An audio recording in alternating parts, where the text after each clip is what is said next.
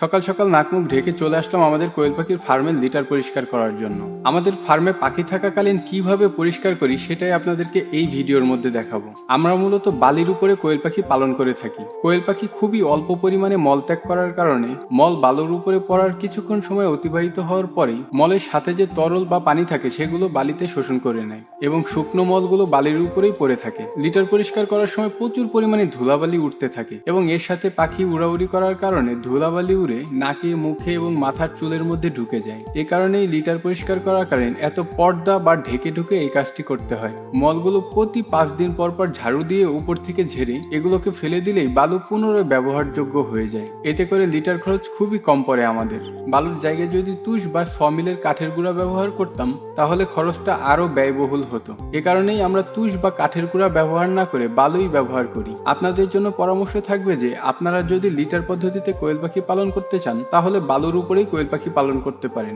এতে করে আপনাদের খরচ অনেকটা কমে যাবে। তো আমাদের জন্য সবাই দোয়া করবেন, আল্লাহ যেন আমাদের সকল সৎ কাজ এবং উদ্দেশ্যগুলোকে সফল করেন। সবাই ভালো থাকবেন, সুস্থ থাকবেন। আসসালামু আলাইকুম ওয়া রাহমাতুল্লাহ।